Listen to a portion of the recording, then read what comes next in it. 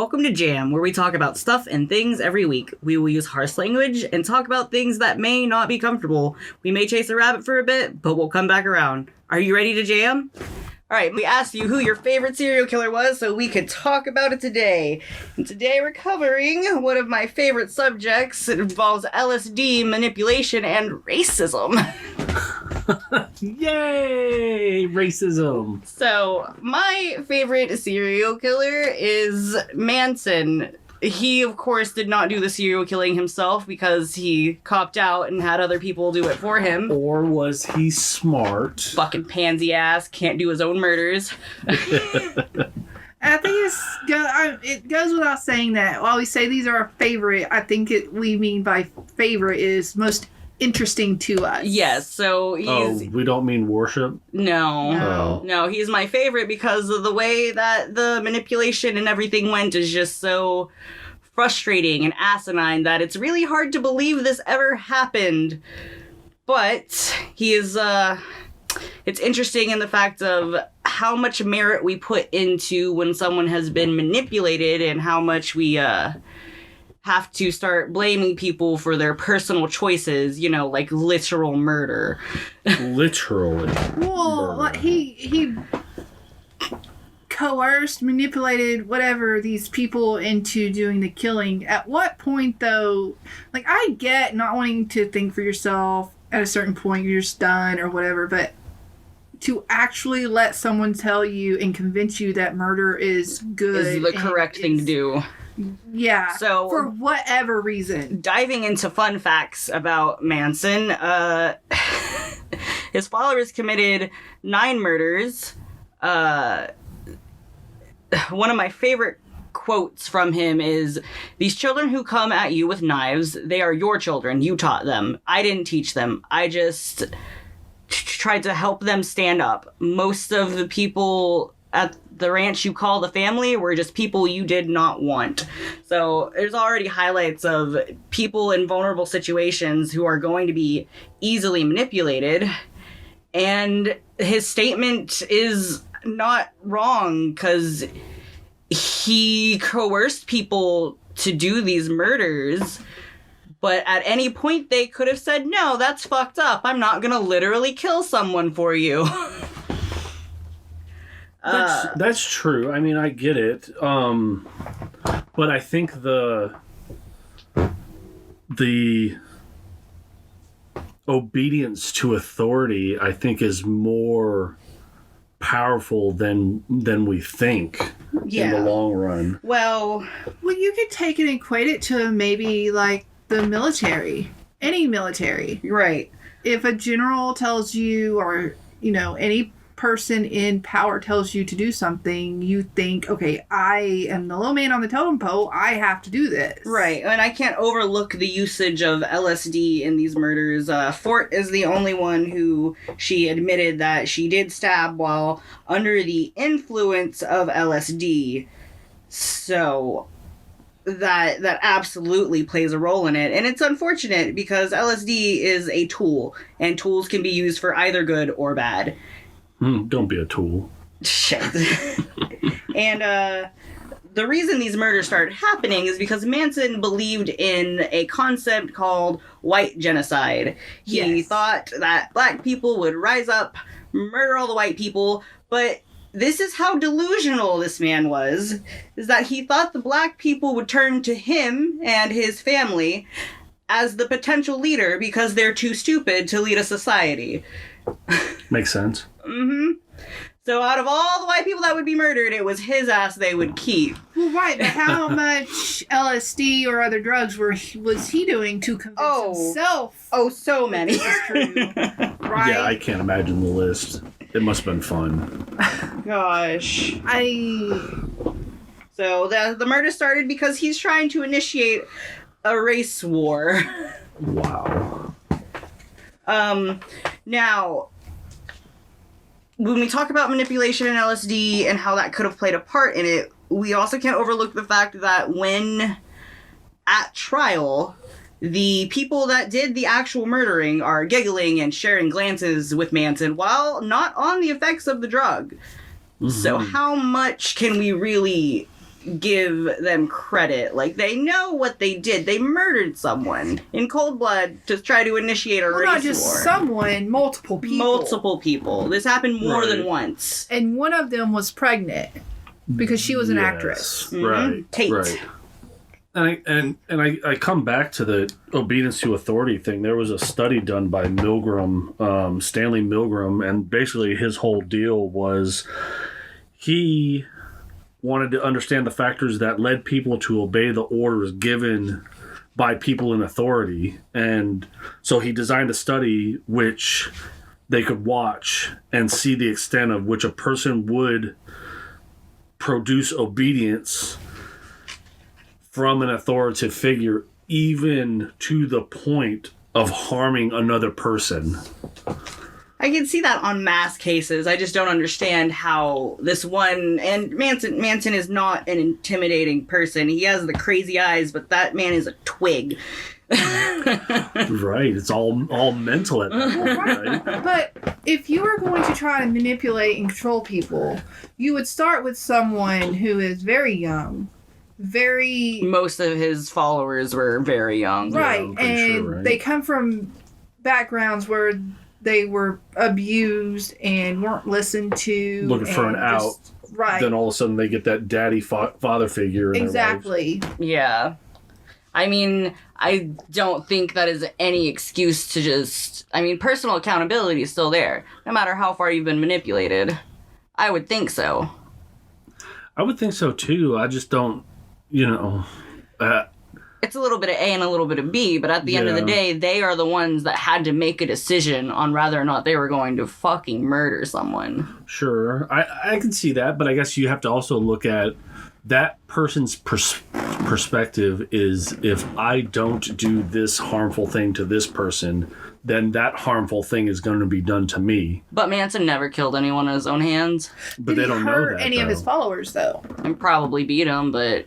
Manson, I would think, is a little smarter than to do the murders himself because he didn't want to end up in jail for life. Well, right. He wanted other people to do it for him, so he didn't have to get his hands dirty. Right. Well, he did a documentary a while back that aired on one of the networks. 2017, that man lost his fucking marbles. Right. But he's even said during interviews and things that he purposely didn't do the murder so it wouldn't come back on him. And they had a really hard time convicting him. Because he didn't do it himself. He spoke, and it comes to a point where, can we convict someone who isn't expressly telling you to commit murder but suggesting it?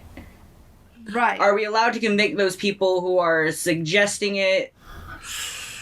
Boy, does that get into a slippery slope nowadays with everybody. Right. Well, like, so like some of the snapped shows or the 48-hour shows or stuff like that I watch, there are very few women who actually do the killing of their husbands or they manipulate other people into spouses doing of the it. guys that they are, because they think they're being smart about it. exactly. So they do murder for hire.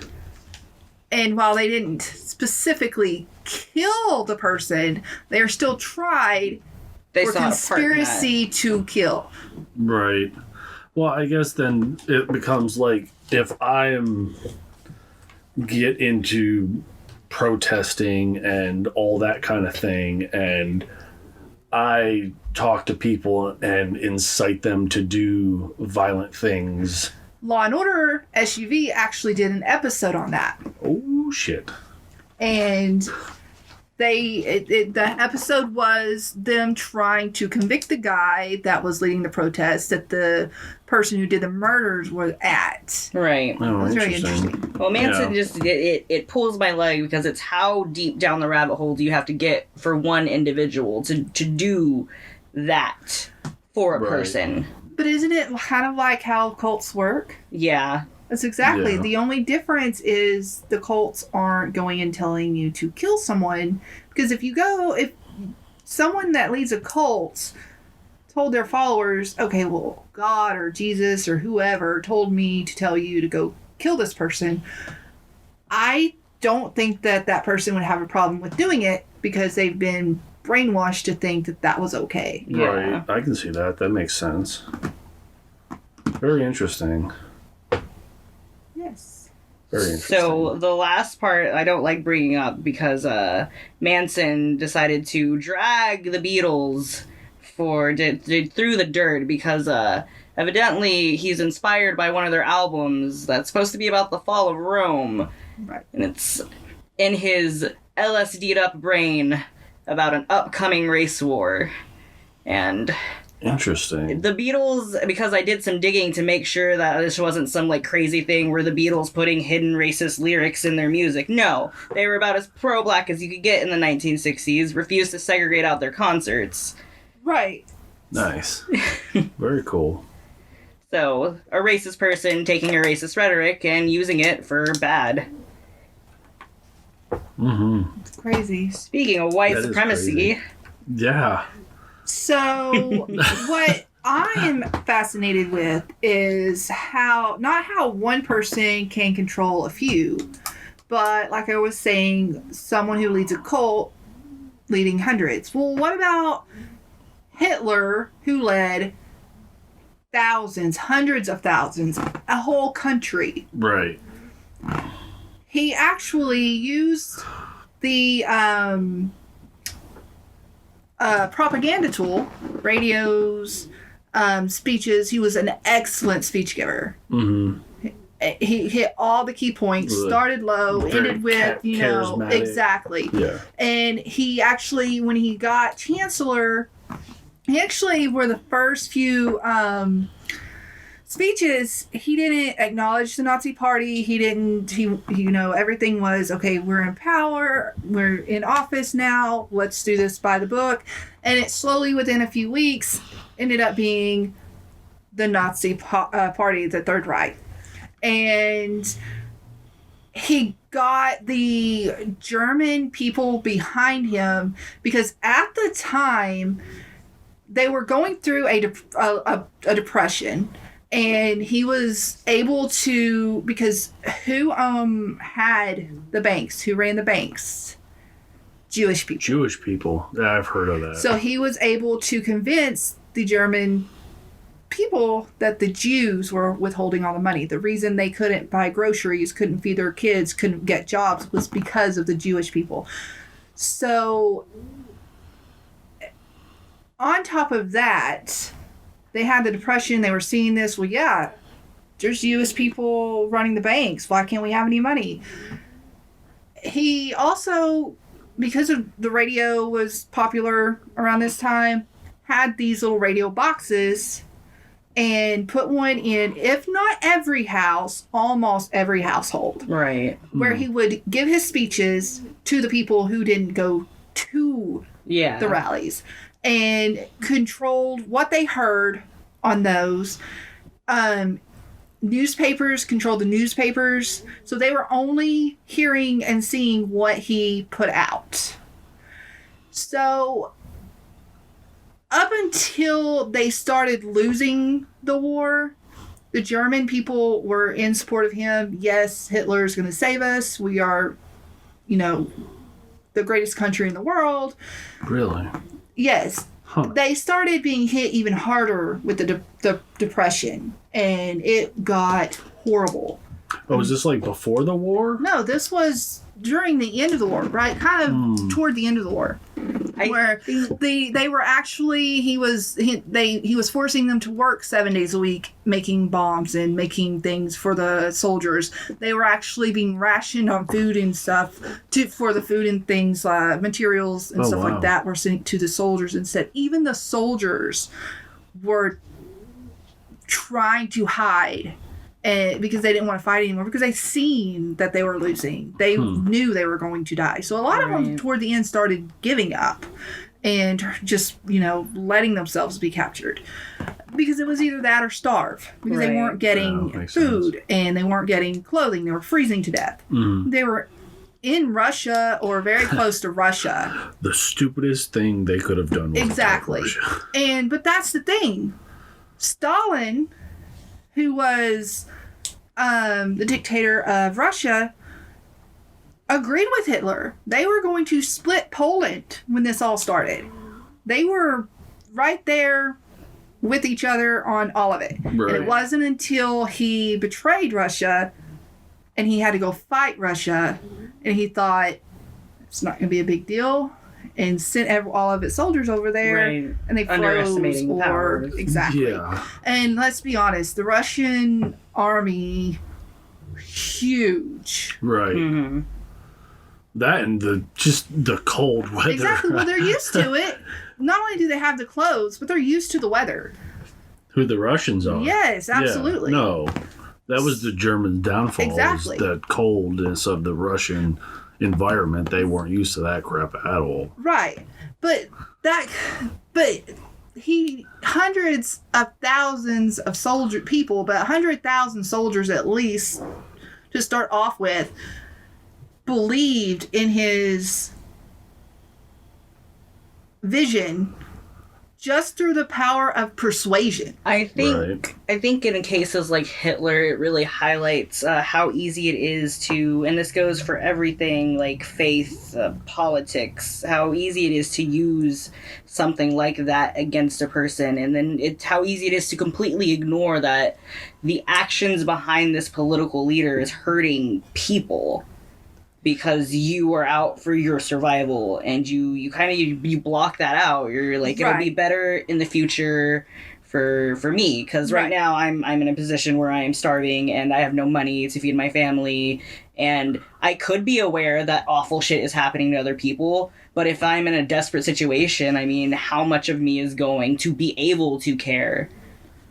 Yeah, I can see that. It also comes back to the, at least it's not me, persona. Well, sure. Or thoughts. I mean, it's what we kind of have in the U.S. in some cases. Well, right. So how is that different? And did he kind of lead the way for us now to use the media? Only we have so many more outlets now to try and control a group of people to vote or lean one way or the other. Absolutely. And I mean, the more outlets isn't necessarily a good thing. It makes the split even further. So while we have propaganda coming at us from every angle, and you have to try to deduce which propaganda you're taking in. Exactly. Right. Well, I mean, because look, you listen to Fox, you get far right. If you listen to CNN, you get the far left. Right. There's no in between. That's the thing. There is. You can get information, but you kind of have to get it from like European sources, people who are observing us and don't have to live in it.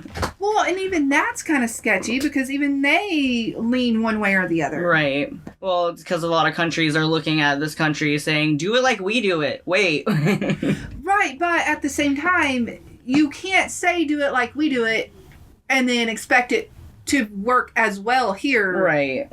Like it did there. I mean, the U.S. is going through its rebellious teen years, so... Absolutely agree. Yeah, that's just, people will get all kinds of persuaded and sent off to certain ways just by and like that. And like the keep Make America Great Again, Keep America Great slogans. And while they show that they are passionate and care about the country and we are the best country in the world. Right. Hitler did that with Germany as well. He was all about Germany. Right. He wanted to make Germany the best. Well, and that's the scary part. It's Hitler's thing and the Make America Great thing. It's such a vague saying. It is Make America Great how? And of course, your racists are going to run off with that, and that people that are I would be lying if I said there wasn't a single Trump supporter that actually feels they're doing the right thing and actually trying to make this country great again. So it comes down to, what does it mean to you when he's up there saying "Make America Great"? Exactly. What's your idea of great, and why is your idea of great better than my idea of great? Yeah.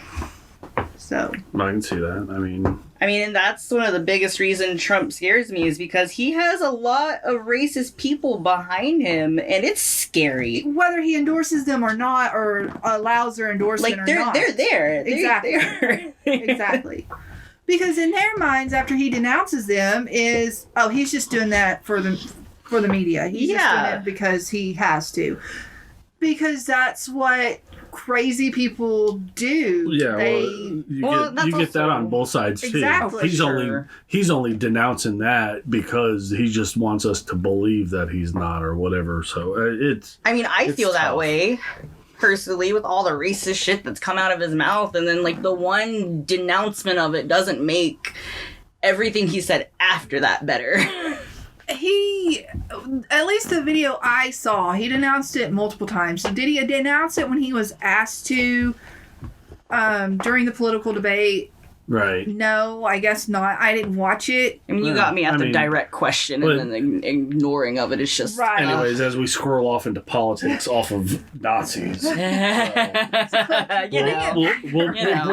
bring it back around, and I'm not going to jump in the manipulation and that kind of thing that these two just talked about, but I'm going to get into something that I've been interested in when it comes to serial killers, and that's the ones that are not solved yet, or we don't know who the serial killers actually are, like Jack the Ripper and that kind of thing. And one of the ones that I found that was rather interesting is called the Long Island Serial Killer. Now, this reminds me, as some of y'all out there may be as a Dexter fan, the killer in one of the shows that killed the prostitutes and left their body parts on the beaches and all that kind of stuff. I think that's what that episode was based off of, is this Long Island serial killer, also known as LISK, the Gigolo Killer, the Gigolo Beach Killer, Seashore Serial Killer, and the Craigslist Ripper. Sounds hot. Anyways. Wow. The victims that this killer killed, geez, that was a weird structure of words. Anyways, the victims were found along the Ocean Parkway in Long Island near remote beach towns of Gigolo and Oak Beach.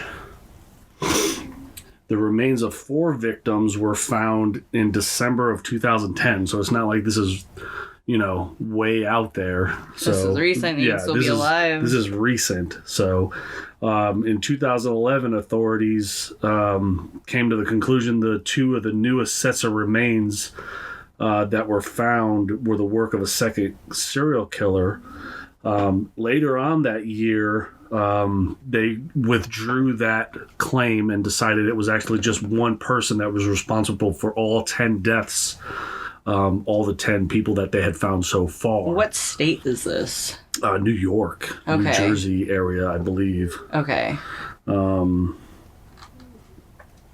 know there is one serial killer I've heard about that murdered prostitutes. I don't remember his name, but when watching a documentary about cracking the case, one of the sheriffs on the case said, "What's the problem? He's only murdering prostitutes." Eek. Yeah.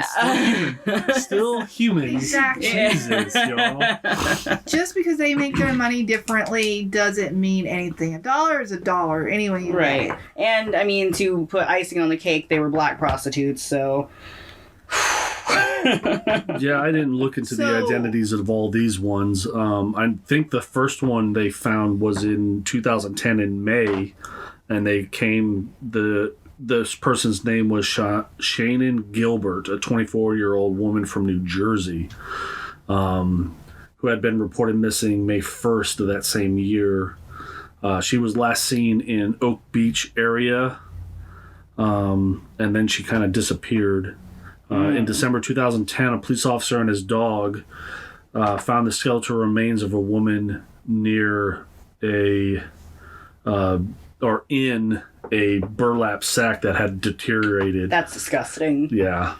That discovery by that police officer led to 3 more bodies being found within the same area 2 days later on the north side of Ocean Parkway. So, very interesting. The 4 bodies found in the same location is where they got the idea it was a serial killer of the same person. Right. So a few months later in that same year, in 2011, 4 more bodies were discovered in another area off the parkway near Oak Beach and Gigolo Beach.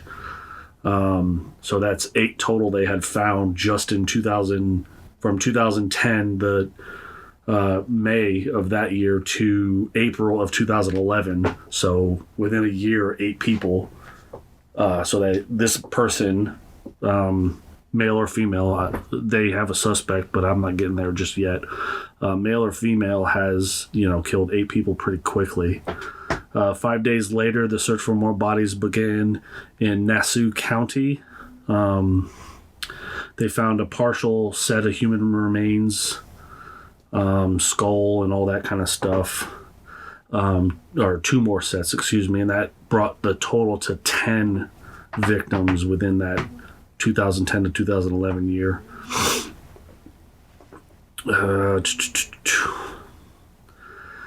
They then in 2011 November, that's when they announced that it was one person responsible for all 10 deaths. That's the media has speculated the profile of the killer, and the police refer to this person as Joe C.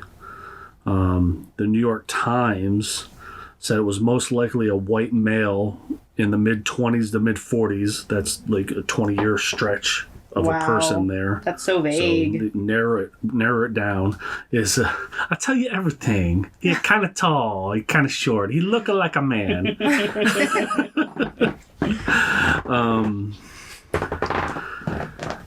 Then the Newsday reporter speculated that serial killer Joel Rifkin was responsible for some of the older remains. So does that mean the suspect didn't kill all 10?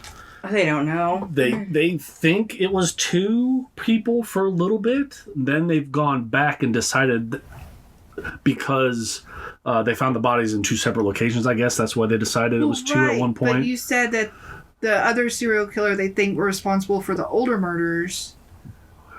That's just newspaper speculation. Okay. Now, the police have said that they believe in the way that the bodies were in the 2 different areas, that it is one person that is doing this. Well, right, because serial killers can kill in different areas. It's what they look at is how it's set how it's up. done. What's the ritual? Exactly. Yeah.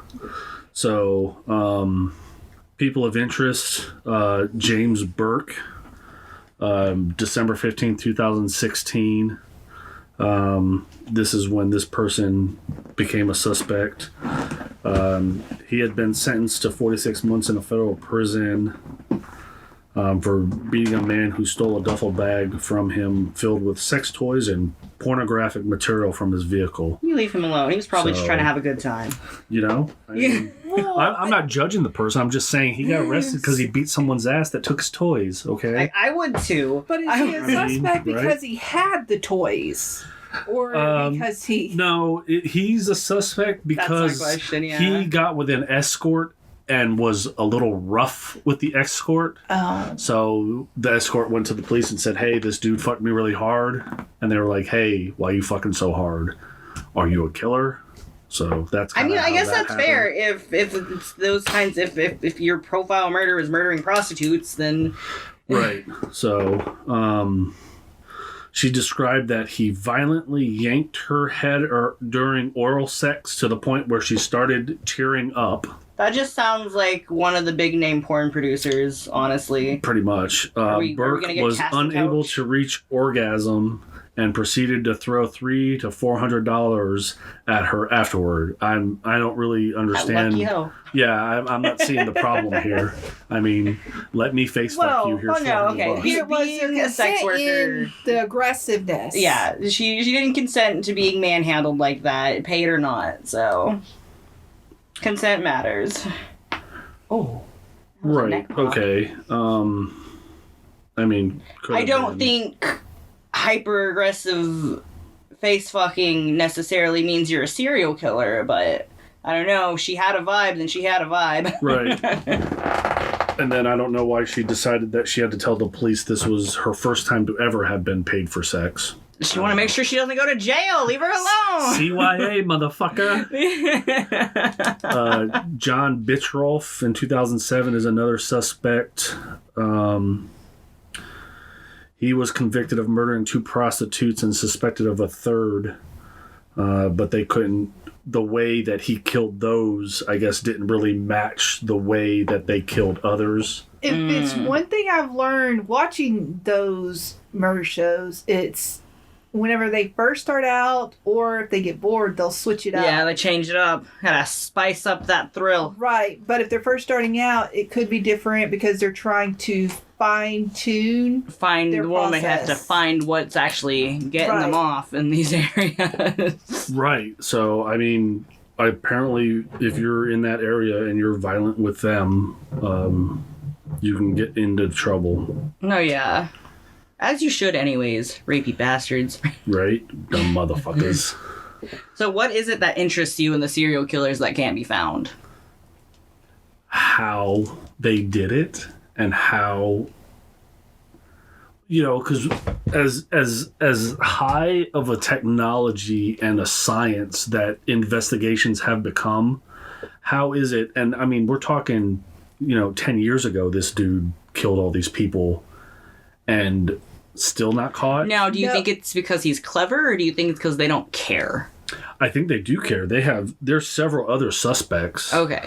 Now, it also could be because one of the suspects here, who was working at a nursery that was the main supplier of the burlap sacks that were found, ended up committing suicide. So it could possibly be that the person that killed all of these things has already taken its own life. Right. So, Well, my question is, obviously, the person wears gloves yeah, because but there's no fingerprints. there's no fingerprints. But again, DNA watching the of shows DNA and of things, anything, there are right? people out there that are so meticulous. They'd have So to be meticulous. super meticulous. Dexter is based off of some of these people that go without being caught because, True. and even the shows that I've watched, that's the one thing I take from it is they are very careful. They wear gloves. They clean up. They wear wigs. Well, I Right. mean, They wear something over their mouth to catch any kind of saliva. They wear Yeah. bandana things to catch sweat. well, I'm wondering because, I mean, Dexter has the, fantasy perk of working in the... Blood lab at the police station. So you know all the Right. things that they're But looking for. Also, if DNA or fingerprints or any of that are left at the scenes, they have to be in the system for those samples. That's Well, also so true. they could just be some average Joe that's got a 9-to-5 job that has a wife and 2 Could kids. be. Look at the But then- BTK, how long it took them to catch Then him. you'd have to think, they didn't triangulate any cell phones in these areas at these times specifically. So this person either doesn't bring the cell phone. No, why would you? People do. Yeah. People, Or they turn it off. But then if you kill 10 people, and if you have a family or you have someone, you're like, hey, every couple of months during these times, this dude just goes black. I can't ever find his ass. Look at the BTK killer. No clue. He even volunteered at church and all of it. Right. Nobody knew. And you Right. have to you give too much merit to the modern day married American family.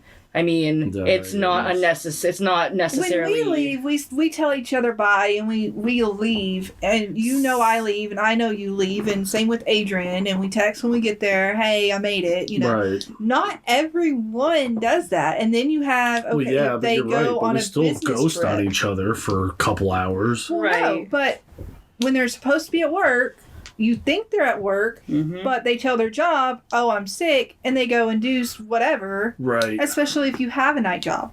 Or if your spouse works nights and you have that time because, Yeah. Sneak around. Right. Very interesting. Do you have a question for next episode? I do not have a question for next episode Oh, because never next mind. episode's gonna be on Monday. That's right. No question on the special Halloween episode 1. Mm-hmm. We'll hit you back up on Monday. But if you would like to, definitely tell us about your favorite murder mystery in the comments. If you didn't do it on the first one, Now you get to do it on the next you get one. to do it again. Woohoo! And if there is anything you want to ask, like, comment, share, subscribe, etc. or want to know or want our opinions or thoughts on, maybe. If there's anything you'd like us to elaborate on, just tell us in the comments below. Jam with you next time. Bye.